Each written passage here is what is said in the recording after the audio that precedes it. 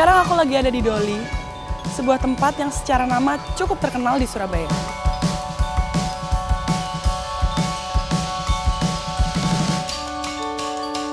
Ya seperti ini dulu bekas Wisma. Oh, ini bekas Wisma. Dulu sekarang sudah seperti ini, dan ini dulu Wisma juga sekarang lebih bermanfaat untuk memberi pengetahuan warga-warga. Ini kita masuk di lantai 5 dan 5. ini contoh-contoh kamar-kamarnya, mungkin biar kita tahu Itu ya. betonnya Itu contohnya. Oh, kasurnya ya, Iya. yang anti bunyi itu. Tapi ada bednya, jangan dipikir itu aja. Sakit ya? Kan kalau tiap malam itu jadi ada kontrolan. Oh. Tamunya berapa, terus habis kondom berapa. Tapi tiap malamnya itu ada 20-an lah, 20 gross. Oh, sebanyak itu ya? Gross. Tapi kan setiap satu wanita bisa melayani berapa orang. Iya. Gitu sih.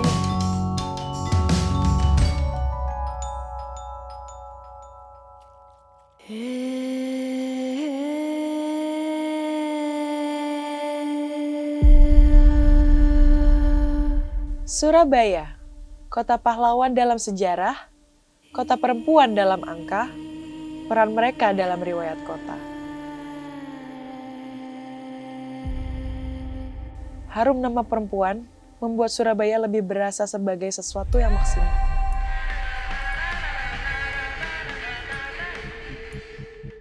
Dalam nyata, Surabaya kini tak terlalu ramah.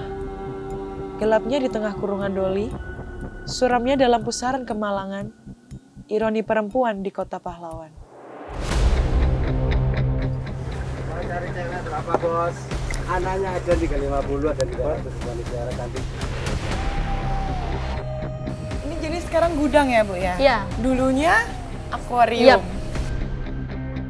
PSK tetap jadi korban hanya sebagai sapi perahan. Berapapun tarif yang dipasang ke tamu oleh para makelar itu, si PSK hanya dapat 150.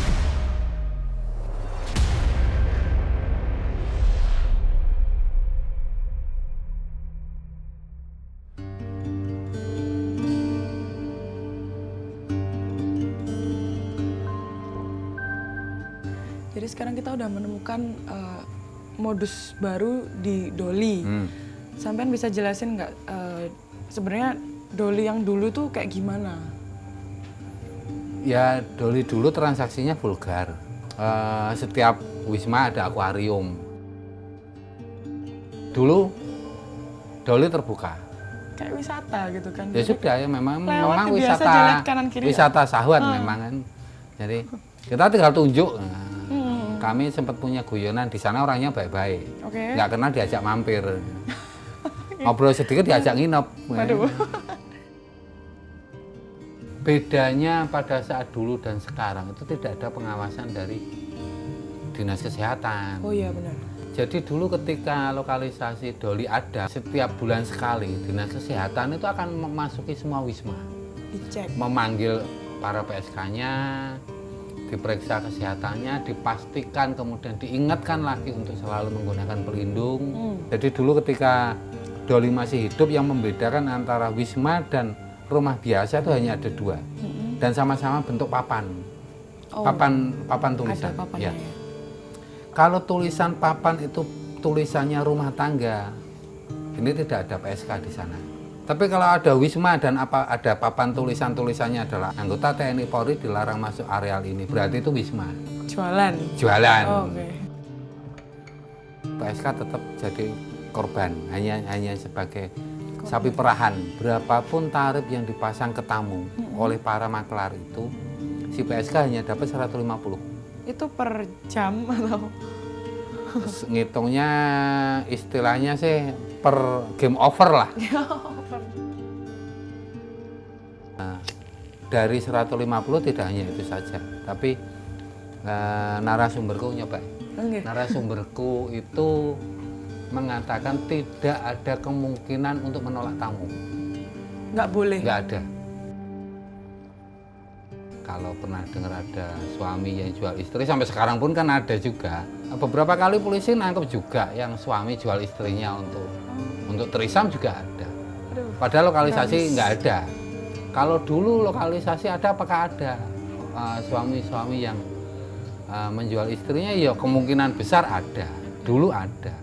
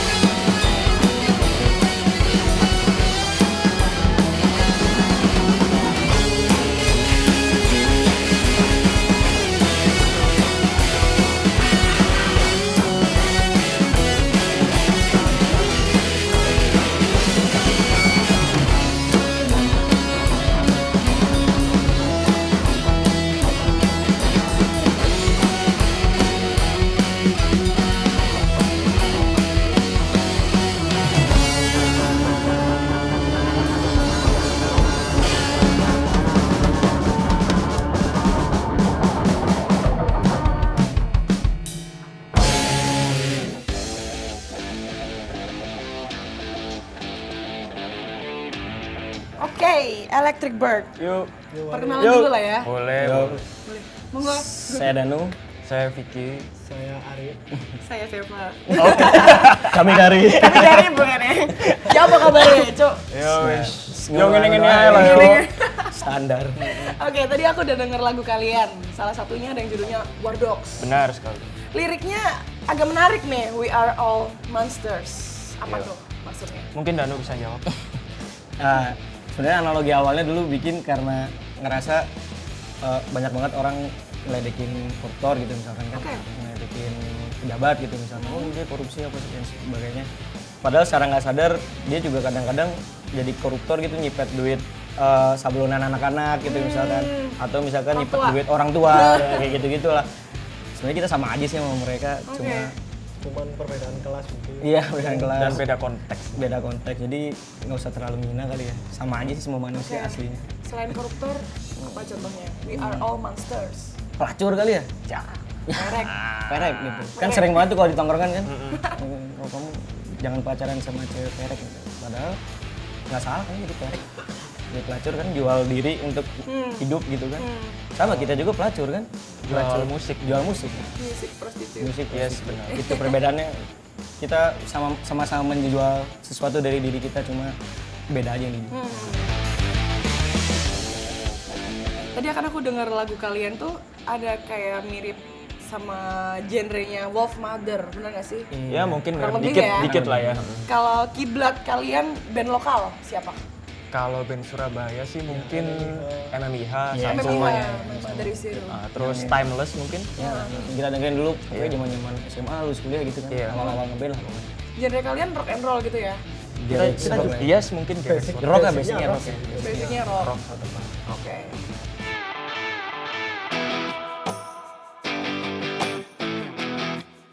Oke, dengan genre yang kalian punya, skena Surabaya ini ngedukung nggak sih? Dukung pasti, soalnya kita juga dulu awal ngeband dari skena juga kan. Mulai main tuh banyak dibantu sama anak-anak lah yang ngeband juga. Itu sih. Tapi mungkin memang banyak faktor sih untuk kenapa juga susah berkembang di Surabaya. Mungkin ya tetap banyak faktor, mungkin dari segi perizinan lokasi buat manggung misalnya. Benar. Itu kan nggak segampang itu kan. Apakah di Surabaya tuh kurang tempat atau kurang apa? Kalau tempat sih ada. Ada ya, kayak bar cafe Banyak ya, di mana-mana. ya, Iya, bar banyak ya. ya. Banyak ya kita ditawarin main di bar-bar gitu ya, kita balik main di bar juga. Mungkin yang nggak bisa dipenuhi oleh anak-anak yang gerak di skena atau yang main di yang bikin eventnya itu mungkin lebih ke ini apa, tuntutan untuk mendatangkan massa, untuk sales. Jadi skena atau industri kreatif itu kan nggak bisa melulu didukung sama bisnis gitu loh, nggak bisa selalu jalan bareng gitu loh, harus ada faktor toleransinya lah gitu. Band lokal bayangin harus datengin massa segitu banyaknya, harus bikin laku berapa brand minuman gitu kan, agak lebih susah kan. Target ya? Nah, di target itu lebih susah dengan harga yang segitu kan, nggak murah gitu lah. Mungkin kan sama juga Ben ngamen bro. Kita ini dari skena yang berbeda dari nih ya. yang dengan keluh kesah yang sama mungkin. Tapi iya, tuntutan itu memang ada sih. Iya kan, iya kan. Kebetulan band kalian ini personilnya cowok semua ya. Iya.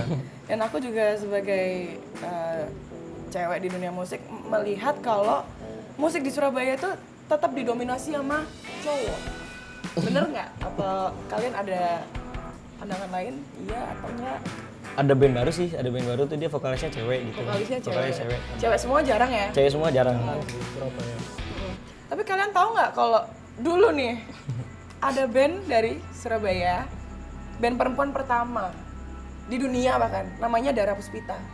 Pernah tahu nggak? Surabaya. Nyanyi dikit boleh? Oh Surabaya. Fals lagi. Menurut kalian apakah mereka berpengaruh di skena musik ini? Maksudnya bisa ngajak perempuan untuk bermain band atau gimana? Kalau udah sekelas Dara Puspita kayak udah terlalu lama gak sih? Iya, terlalu jauh juga. Mungkin bahkan segelintir anak muda kayak bahkan nggak tahu. Mungkin orang lebih tahu lagu Surabaya daripada tahu kalau dia nyanyi Dara Puspita nggak sih? Gap year. Iya, sebenarnya unik sih gue ya, maksudnya semua band cewek semua terus main genre sing seperti itu. Mungkin kalau bisa lahir lagi untuk generasi ke depan di Surabaya, wah keren sih. Pasti keren. Karena memang kan ya sedikit banget sih anak cewek full band itu cewek semua itu dikit-dikit Apalagi Surabaya. Apalagi dari Surabaya. Oke, berarti menurut kalian nih apa sih yang sebenarnya dibutuhkan sama skena musik di Surabaya. Ya, semoga sih ya kayak kedepannya makin banyak venue gitu yang bersahabat bagi anak-anak gitu, terus media kali ya bukan banyak sih, kayak lebih ada banyak yang lebih aktif, lebih bermanfaat, lebih masif lagi lah untuk mengabarkan anak-anak lokalnya kayak gitu sih paling.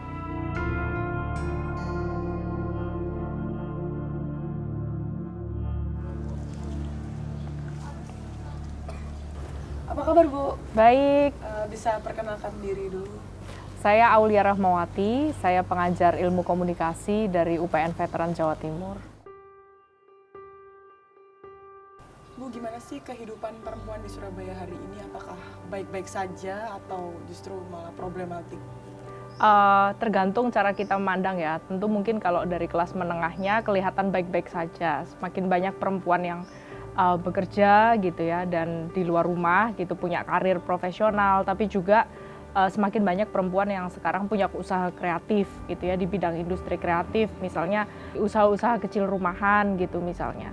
Tapi tentu saja di semua kota tentu persoalan-persoalan perempuan dan kekerasan terhadap perempuan itu tidak ada habisnya gitu ya, apalagi perempuan-perempuan yang selama ini mungkin berada di akar rumput gitu ya, menengah ke bawah gitu, susah untuk mencari nafkah gitu, kemudian juga terbelenggu dengan kehidupan domestik yang nggak ada habisnya, apalagi 2 tahun setelah pandemi ini gitu kan. 2 tahun ini angka perceraian semakin meningkat, kemudian demikian juga angka KDRT juga semakin meningkat gitu, karena mungkin suaminya di PHK atau tidak bekerja, atau mungkin usahanya terancam karena pandemi. Beban perempuan juga semakin banyak gitu ya. Sama halnya dengan kekerasan tertinggi, Surabaya itu termasuk penularan HIV tertinggi di Surabaya. Itu tanggapan Ibu kayak gimana?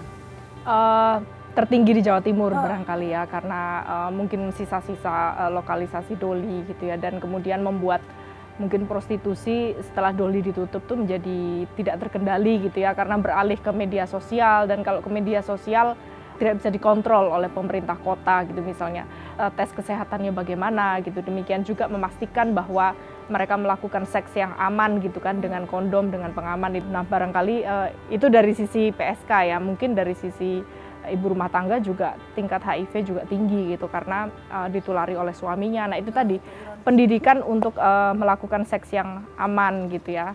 Mungkin ketika jajan di luar tidak menggunakan pengaman, dan kemudian menulari ke anak dan istrinya kemudian sedang hamil gitu ya, sehingga menular ke bayi yang dilahirkan gitu.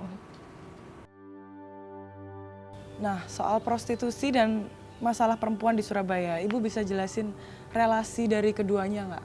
Ya mungkin pada saat mungkin 1 dekade yang lalu sampai tahun 2014 ya, Surabaya memang terkenal sebagai kota doli gitu ya, prostitusi gitu. Mungkin salah satu faktornya karena kemiskinan gitu ya. Surabaya kan melting pot dari kota-kota lain di pesisir Jawa Timur, barangkali mereka sulit untuk mencari mata pencaharian di sana, ekonominya sulit, kemudian harus menopang hidup saudara dan keluarganya. Nah itu yang membuat banyak perempuan-perempuan kemudian menjadi imigran di kota Surabaya. Mungkin juga tidak terserap oleh oleh industri, sehingga pada akhirnya jalan pintasnya adalah dengan menjadi PSK ya.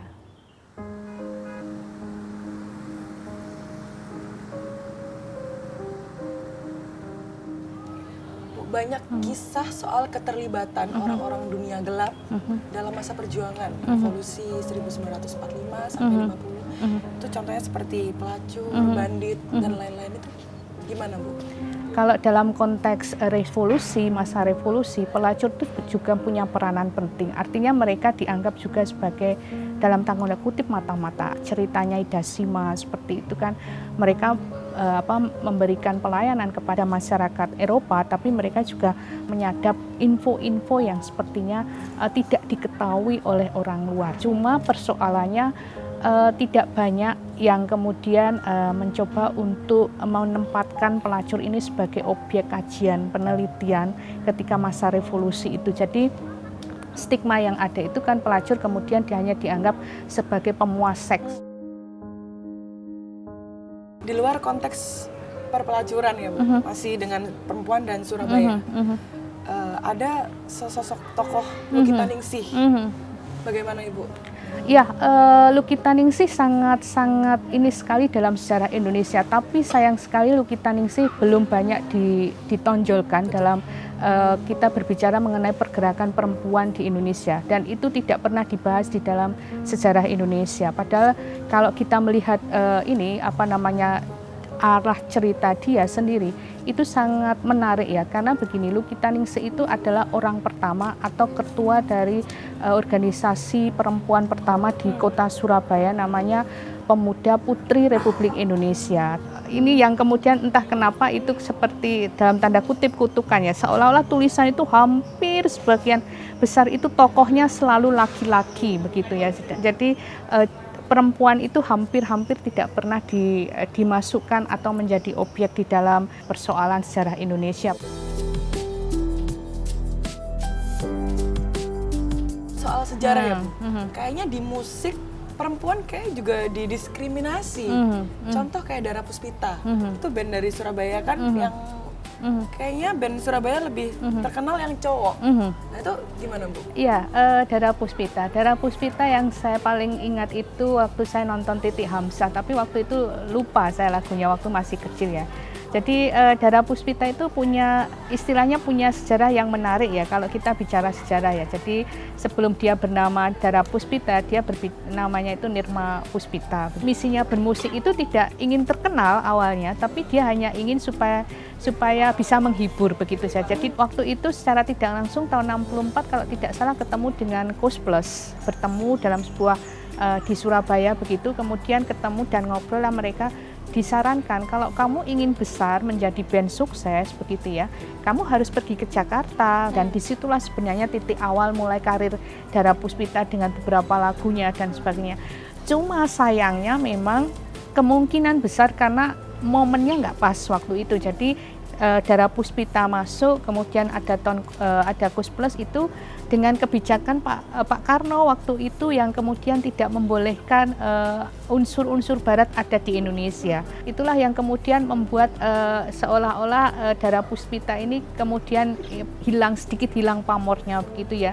Apalagi pernah di dalam satu sumber itu yang sempat saya baca itu ketika tampil di dalam audio di salah satu kepolisian begitu, kepolisian RI, dia menyanyi dengan lagu Beatles, tetapi dia apa itu lagu itu begitu kan, lagu Beatles, oh enggak boleh, tetapi ketika dia menyanyikan lagu Rolling Stone dia boleh begitu. Nah ini artinya kan sebenarnya negara itu sebenarnya dalam tanda kutip polisi itu kan enggak tahu betul sebenarnya konten atas lagu-lagu begitu. Dan Dara Puspita kemudian mereka tidak lagi di Indonesia, tapi kemudian mereka justru terkenal di beberapa mancanegara seperti di Belanda, kemudian di Hongaria, dan akhirnya lama-kelamaan kemudian beberapa anggotanya sepertinya mengundurkan diri dengan alasan mereka harus keluarga dan sebagainya itu.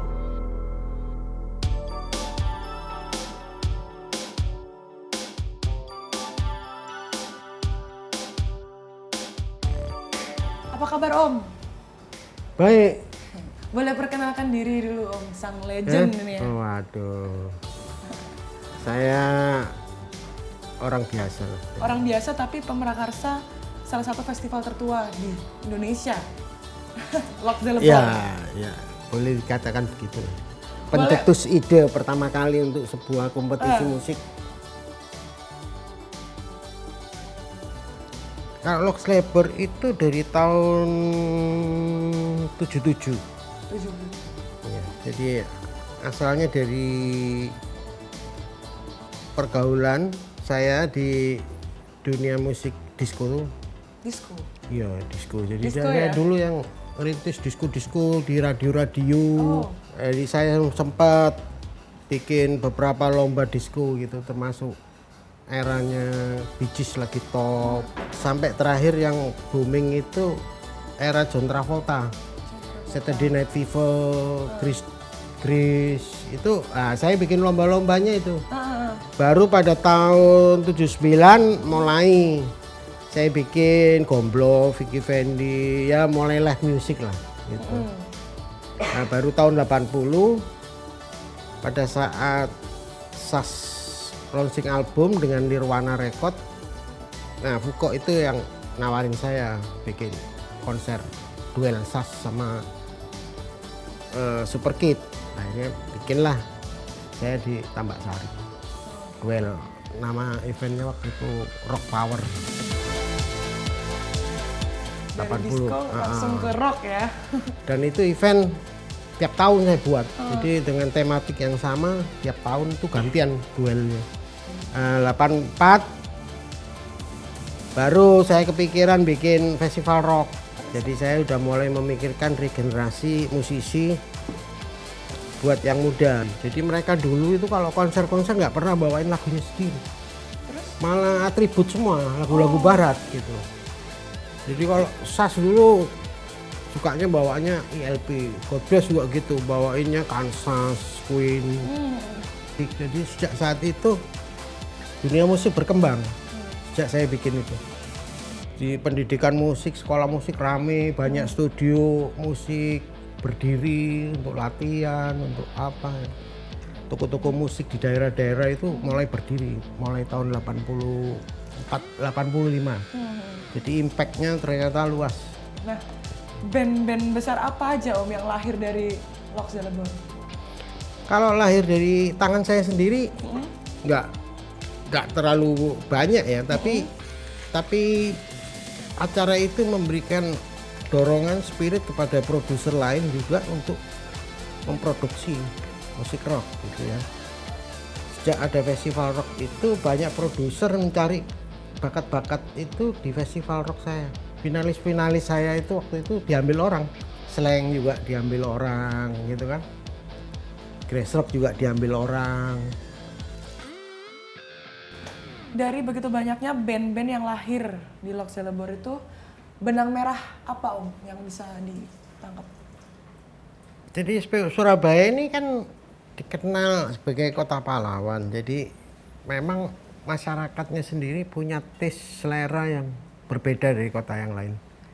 Jadi dia lebih senang lagu yang punya jiwa patriot gitu.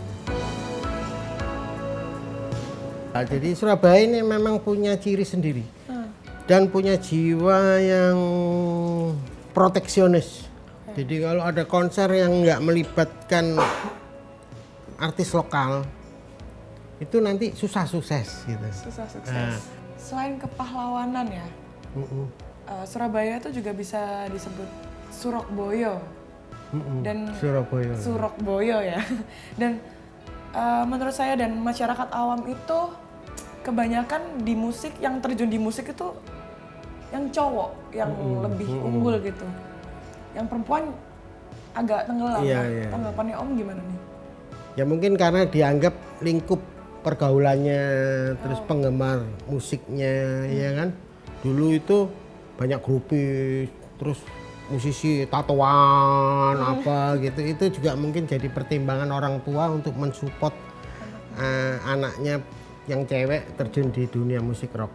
Persentase penikmat musik rock sendiri memang didominasi oleh laki-laki. Laki-laki ya. Jadi hampir 95% dulu. Sekarang udah jadi 90. Udah berubah ya? Ya naik lah, kurang lebih 10-11% itu cewek sudah menerima musik rock gitu ya. Yang udah Om sebutin tadi kan kebanyakan band cowok ya. Kalau dulu tuh ada band perempuan pertama dari Surabaya, Dara Puspita. Nah, tanggapannya Om gimana nih? Apakah berpengaruh? Nah, waktu zaman keemasannya Dara Puspita itu saya masih SMP. Oh iya? Iya, kebetulan adiknya Titik dan Lis AR itu kan teman sebangku sama saya. Oh, di sekolah, di Peringati. Jadi saya sering ke rumahnya di Welirang 1 itu. Ya masih era sepatu jenggel gini. Tapi karena saya masih SMP, nama teman saya itu namanya Budi AR itu, kita malah diajak nontonnya nggak di depan. Nonton apa? Nonton pahanya Susi Nander. Jadi karena Susi Nander dulu pakainya rok mini. Gitu ya.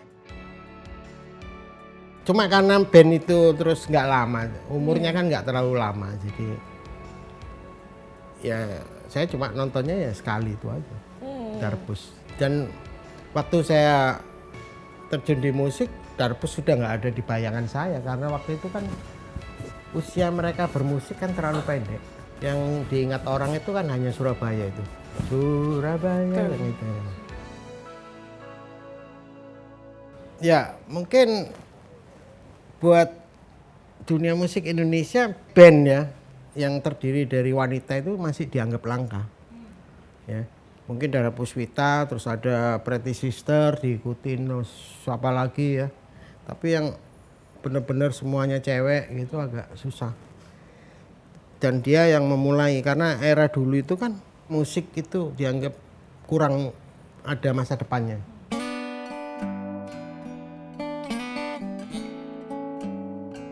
Basic saya di panggung, umur 4 tahun saya menari. Sampai umur 6 tahun. Saya solois, saya belajar seriosa. Umur 8 tahun saya bikin main band bocah sama Yopi Hitam. Basicnya ke blues and jazz. Tiba-tiba saya diminta oleh Dara Puspita. Saya harus menyesuaikan kepada ya lagu-lagu Beatles, dan kebetulan memang saya bertugas sebagai solois juga dan pemain bass. Beatles itu ada Paul McCartney, tapi Paul McCartney bukan The Beatles. Seperti saya gabung dalam Dara Puspita. Dara Puspita ada Titi Hamzah. Titi Hamzah nggak ada Dara Puspita. Sejak kecil Mbak Titi AR melihat saya, Titi Hamzah kecil dengan ukulele. Ibunya Mbak Titi AR itu kan anak buahnya mami saya. Dia tanya, Bude, Dek Titi boleh nggak gabung sama itu? Tanya aja ke anaknya. Beberapa kali. Sehingga tahun 65, bulan April, saya diminta sekali lagi. Mungkin saat itu ya sudah waktunya dan saya bayangkan jenuh ya. Terus saya bilang, ya oke. 1 bulan kan? Iya, oke. Karena menggantikan Mbak Lisa R yang sebagai basis sementara karena dia lagi ujian, dia pulang ke Surabaya. Begitu Mbak Lis AR balik ke Jakarta, sudah otomatis saya harus pulang kan. Tapi ketika mereka mendengar bahwa saya mau pulang, masku bersaudara, nggak boleh. Titi Hamzah di sini, tetap di Dara Puspita. Itu mungkin jalan saya memang di situ. I enjoy it. Saya senang setiap Dara Puspita muncul. Wah, saya senang tuh mereka yang antusias banget. Yeah. Semuanya pada seru begitu, saya juga ikut seru. Makin gila rasanya. Kemudian bisa tur kemana-mana. Saya bayangin kalau di rumah pasti dikekepin mami terus sama kakak kan. Gak berkembang. Karena dulu waktu saya awalnya di musik, itu dilarang mami. Harus sekolah. Ini to be honest, terus terang. Halangan banyak, rintangan banyak. Kita ngekos, kita latihan itu bapak ibunya sudah sepuh-sepuh, marah-marah kita latihan. Ini apaan kemasukan apa setan-setan nyanyi-nyanyi di sini. Ih, kok anak perempuan kok sampai ke Bangkok nyinyir-nyinyir. Cuma saya liatin aja, none of your business gitu dalam batin saya. Saya nggak peduli, niat saya main musik. Saya tidak menuntut emansipasi atau apa. Saya main musik kok, bisa siapa saja. Saya sedih ya bahwa almarhum Presiden Soekarno tidak menyukai kami. Terbukti kami masuk pengadilan dari pagi sampai siang diinterogasi karena kita nyanyi lagu Beatles. Kamu nyanyi lagu Surabaya kalian, kenapa harus nyanyi lagu ini? Ingat ya, buat menarik hati Bung Karno. Loh, Bung Karno nggak suka kita kok, kenapa kita harus menarik hatinya Bung Karno? Enggak, begini. Iramanya harus lenso. Dung dung dung tang. Dung dung dung tang. Supaya Bung Karno suka, karena Bung Karno tuh seneng dansa dengan musik irama lenso. Oke. Terus saya cari tahu tentang lagu Surabaya. Itu tahun 1928, persis Sumpah Pemuda diciptakan oleh grup Bintang Surabaya di Surabaya.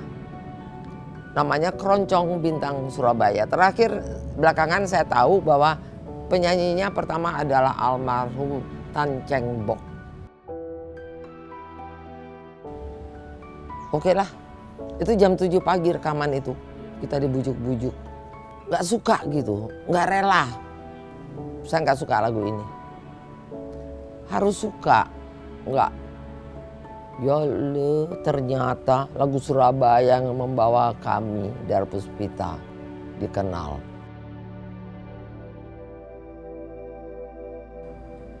Impian tante itu adalah doa ya.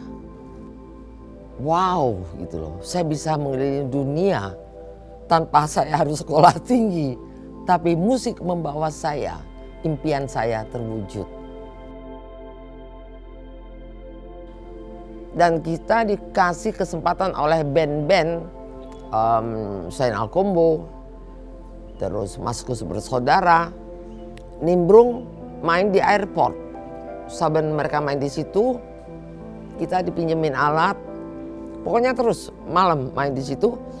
Terus habis itu kita tahu diri dong, kita ngelap alat-alatnya semuanya. Tapi dengan sukacita. Saya diajarin main bass sama Mas Yok.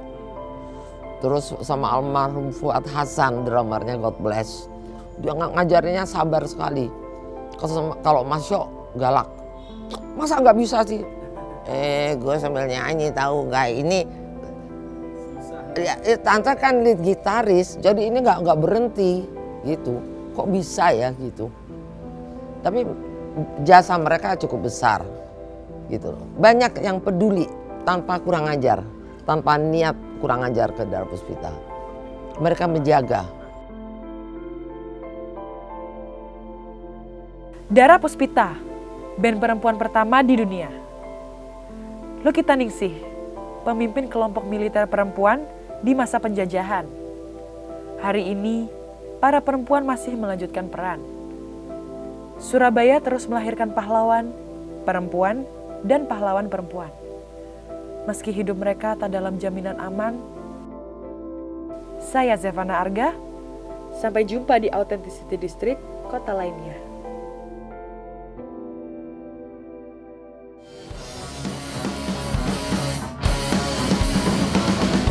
Watching television